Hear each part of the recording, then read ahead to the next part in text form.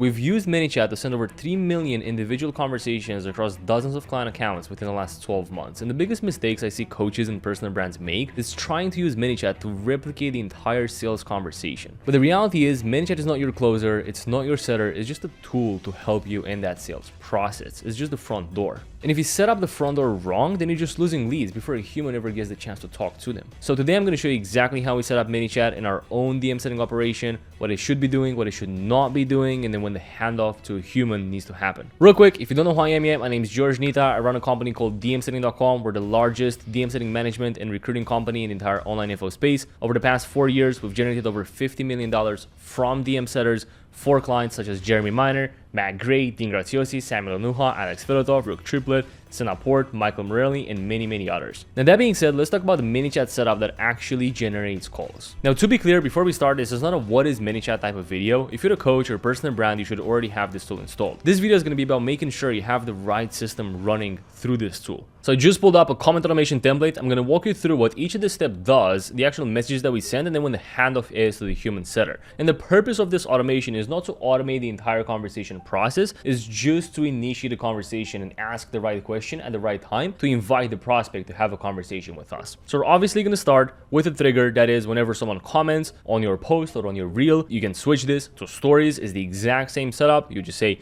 user responds or replies to your story. Now the way we set up those call to actions is we have people comment or DM us a certain keyword in exchange for something. So it can be a free guide, a resource, a blueprint, a YouTube video, a podcast link. It can really be anything, so you don't really have to overcomplicate this. And the first thing that we do here is we check whether we actually sent, in this case, a guide to them before. And if we did, then it's going to take them down a completely different path where we're just going to say, hey, I already sent you the guide earlier. Did you manage to go through it yet? I'm keen to hear your thoughts. And the reason we do this is because oftentimes, especially if you use the same resource, but on the front end, on the marketing side, you have different keywords, people are the same leads are going to opt into that thinking they're going to receive a different resource. And you don't want that to happen. You don't want someone messaging you 4, 5, 6 different times, and then in the middle of the conversation when the setter is supposed to book them in, they just get hit with like another 3 different automations. We really want to set this up in a way where it looks the least like an automation and it feels the most like a human. That's the whole purpose of this, and that's why we have this condition here. Now if it doesn't meet the condition, it means they were never sent a guide to begin with, so it's likely a new lead. So we would assign that tag, so in all of the future runs, the automation is going to know to not send the exact same guide again, and to know that this person is in a conversation with an actual setter, with a human on the team. From there, we have what we call a randomizer, or what ManyChat calls a randomizer, where we're able to split the lead flow allocation between different setters. Obviously all those have my name here. In your case, you would just put the name of your setters, or you just put the profiles of your setters, and then you can set the assignment based on how well each of your setters on the team performs. You can either do equal assignment, or you can give more lead flow to your best performers and less lead flow to your lower performers. From there, the first message that we send is, hey, first name, so that you're interested in my free guide, want me to send it here. So what you're gonna see is we don't just send a thing, we don't send a link, we don't tell them to go to an external website right away. And the reason behind that, especially when people comment, is if you do that and you send a link in the first message, they're just gonna click the link, and because of the way ManyChat and Instagram is set up, you're not gonna have permission, you're not gonna be able to go in and follow up with them. And the way we structure this here is we bypass that, because we're like, hey, so that you're interested in my free guide, want me to send it here. We have what we call a button. So this is a button here. It's a simple button. It doesn't really do anything. It just says yes please, and then people need to click it, and it's very intuitive. This is literally what it shows up like in the DMs, and then people click it, and then what this does is Instagram registers it as a message that they send you. So they would click yes please, then they would basically send a message with yes please in the actual conversation. And what this does is it opens up messaging permission, so it allows you to go in, or it allows your setter to go in and follow up with them 1,000,000 times if they want to. From there, we have a little bit of a delay, 10 seconds, and then we immediately after that send the actual thing that they were supposed to get. This is a button with a link that opens a website, so whenever they click this, it opens up that specific website that you want to send them to, or that specific YouTube video or guide or podcast or whatever it is. And then immediately after that, we ask our qualification question, which in this case, for the sake of this example, is a country qualification question. So, hey, what are you based out of? I just want to make sure this would work for you in the first place. That's it. We leave it at that. We wait for a response from them. If we don't get a response, we can just follow up once, we can follow up twice. ManyChat is automatically going to send those follow-ups within a 24-hour time frame, so you can just leave it at that. Now, taking it a step back, when it comes to this question here, if you don't need to do country qualification, maybe because you run ads and you just run to a specific set of countries where you know every single lead that comes in is going to be qualified, then you can just change this question to something like, hey, so for example, if you're running a YouTube automation offer, it'd be something along the lines of, hey, do you know anything about YouTube automation and how it all works, or are you coming in fresh? And that's going to allow you to then go in and provide them with explanations, with value, and so on and so forth. And it just opens up the conversation, and it gets the prospect into a mindset of like, hey, I'm coming in fresh, I'm interested to learn more. So they are receptive to whatever it is that you're going to do next in that conversation. And this sums it all up. This is everything that we do that's automated. Everything outside of this is done manually by a human DM setter. This is the only thing that's automated. It's just the first 1, 2, like 3 messages, if you want to call it that, or the first really like the first back and forth interaction that we have with someone.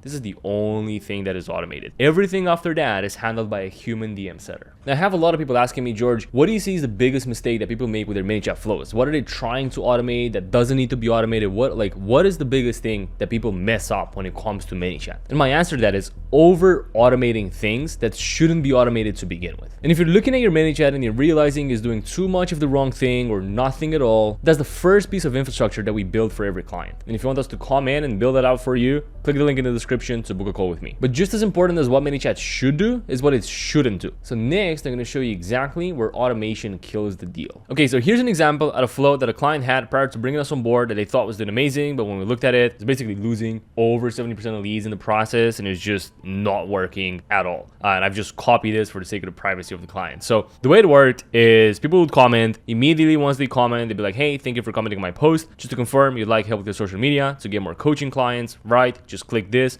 So it's like, even to begin with, it's a yes or no question, which I'm never a fan of. We always want to ask open-ended questions. From there, they would split the assignment between 3 different setters that they had on the team at the time, that we still have on the team, but we're producing much better results right now. Then immediately after that, another automated message that's basically totally obvious that it is automated. So it sounds like you're ready to grow your social media to get more public speaking gigs in 2024 and beyond. Apply to the Garden mentorship. Just click the button below to get access. Can't wait to see how I can support you with this. Then they would click the button to get access, and it would not send them anywhere. Like, this is a simple button that would not do anything. So once they click the button, it would ask, first things first, what's your name? They'd wait until they get a name. They'd follow up again, and then they would ask, congratulations, first name, and taking the first step towards growing to be known for something you love. I'm so excited for you. Click here to start your application. It takes only 1 minute. So really the whole purpose of getting their name is to just send this message, like this quote unquote personalized message of like, congrats, first name. So it's like, this was really unnecessary, and there's a lot of drop off between those 2 steps. Like when you're talking to someone on IG and it's a real human that you're actually talking with, then you're going to be able to see their name. Like 99% of the times, or 95% of the times, people are going to have their names in their bios and in their usernames. So you're going to be able to see that, right? So it's like, again, bot behavior. Prospects are really turned off by that, which is why we try and keep it as minimal as possible. From there, people would get this link. There'll be no action once they click the apply button, and then they'd have a 1-minute delay. It would send a voice note talking about the application, talking about a call, inviting them on a call. They would wait, they'd have another delay, they would send another voice note here, I think also talking about a call, or kind of like trying to future pace and kind of sell them into booking a sales call. And then after they send them the link to apply, they would send the link to book a call, even though the application link would also eventually get them to book a call. And then once you're booked, please check the calendar invite on your email, because only then your slot is confirmed. I want to share a quick win, and then they would send a couple of testimonials in here. All the best for your call. And then they wouldn't even confirm whether the person actually booked the call or not, and they would just kind of leave it at that. So this is a clear example of what, in my opinion, is an over-automated flow. When we just scrapped all of this, did something very similar to what I just showed you previously. And just as a very clear rule of thumb, what an automation should stop is, in my opinion, immediately after the first question. So you have the automation that delivers the resource, the guide, the blueprint, whatever it is that you're promising them. Once it delivers that, it asks a question that basically starts the conversation, whether that'll be the country qualification question, whether that'll be something along the lines of like, hey, do you know anything about XYZ business model, or would you like me to give you a breakdown, or are you coming in fresh?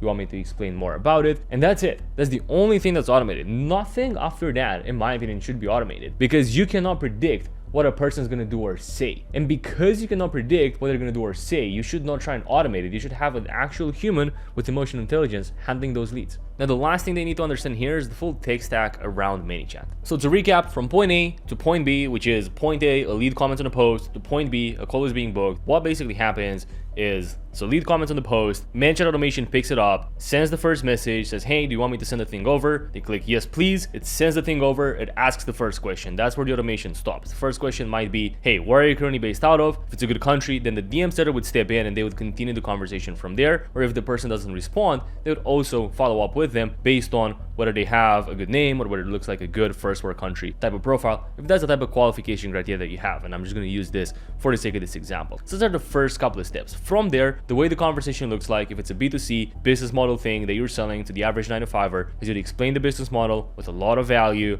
Then immediately after that, you'd get to understand their current situation, what they do for work, do a little bit of a soft financial qualification, as in like, hey, so you do this for work right now, how much would you need to make from this new opportunity in order to replace what you're currently doing from work or from your job? And then you'd kind of get an idea of how much they're making on a monthly basis. The DM setter would then find out a tangible goal that they have of like not only to replace their job, but how much do you actually want to make if you were to go down this path or start on this opportunity. And then from there, once we've established all those different things, we would propose a call. Typically, as long as we do a good job prior to that point in the conversation, most of the times the person's going to say yes. And then in most cases, we're going to send them to a Typeform link. They're going to fill out an application. We're going to get more context about where they're currently at, how much they're actually making, how much money they have to invest. And then if they are qualified based on certain criteria, that obviously is going to vary from offer to offer, they're going to get booked or they're going to be prompted to book a call directly with a closer on the closer's calendars. And that's the A to Z process, from first point of contact to an actual qualified sales call booked. And the tech stack behind that is very easy. You obviously need ManyChat to perform the automations. You then need some sort of form intake software, typically Typeform, and then you need the booking software, typically Calendly, OneSub, or really anything else. There's a bunch of different solutions out there, so whatever you want to use is going to be just fine. The next very important thing after that is the way the team communicates in Slack. And what I mean by that is, for every single team, we have a dedicated Slack channel where we see all the applications and all of the bookings that come in, and the setters actively go in there and leave notes. They communicate with the closers, they communicate with the sales coordinators, they look at who's qualified, they qualify in the DMs who's not qualified, and then they confirm